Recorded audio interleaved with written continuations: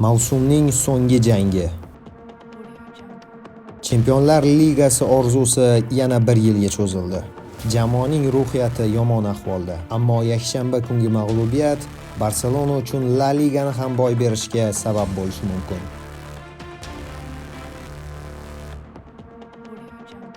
Real Madrid tarixidagi eng muvaffaqiyatli murabbiy Carlo Ancelotti uchun so'nggi El Clasico.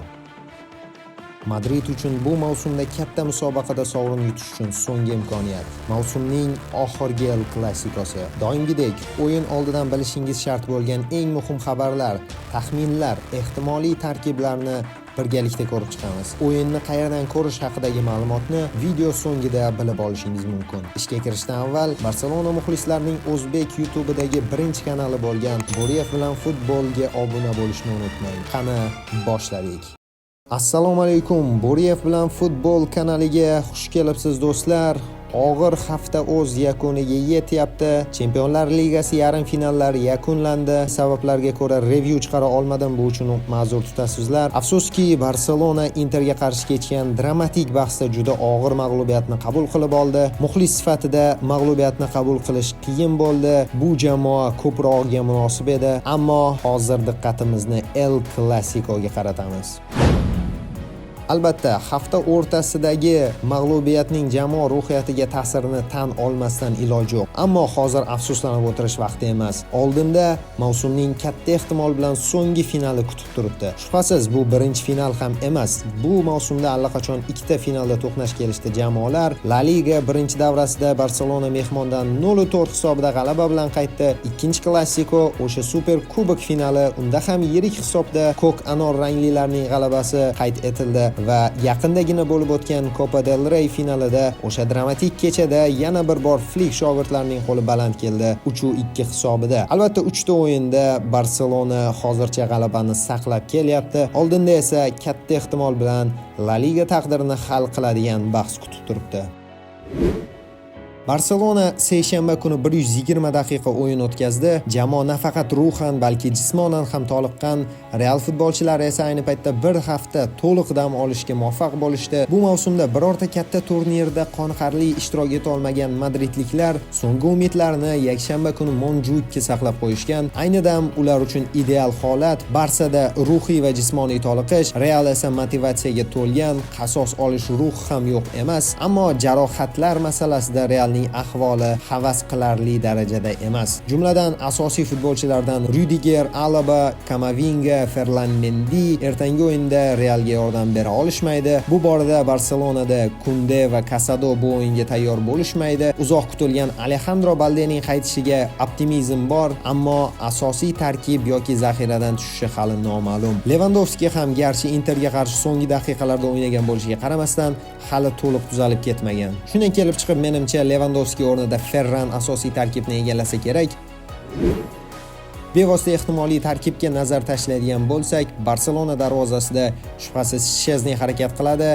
Himoya chizig'ida Kunde o'rnini Erik Garcia egalladi. Interga qarshi ham yaxshi o'yin o'tkazdi Erik. Himoyada Inigo va Kubarsi. Chap qanot hali aniq emas, ammo menimcha Flick Martinga ishonch bildiradi. Ko'rdik, Interga qarshi ikkinchi o'yinni yondirib tashladi Baldening o'rinbosari. Tayanch zonasida agar Casado qaytishga ulgurmasa, charchagan bo'lishiga qaramasdan Frenkie va Pedri asosiy tarkibni egallashadi. Hujum ortida menda biroz savollar bor. Shaxsan Ferminni men ma'qul ko'rgan bo'lardim, chunki Real oldinga intiladi. Himoyadagi muammolar sabab ko'p himoyaga yotmaslikka majbur bo'ladi Real. Bu esa qarshi hujumda Fermin Lopesga imkoniyat yuzaga keltiradi. Shaxsan mening fikrimcha Fermin Lopes Olmodan ko'ra vertikallikda, ya'ni qarshi hujumlarda xavfliroq. Unda jangovarlik ruh ham bor. Shu sababli men Ferminni tanlagan bo'lardim. Wingerlar doimgidek Rafinha va Lamine Yamal, hujumda esa yuqorida aytganimdek Ferranni kutyapman. Realning himoya liniyasi yuqoriga ko'tarilganda bizga Lewandowskidan ko'ra Ferranning tezkorligi,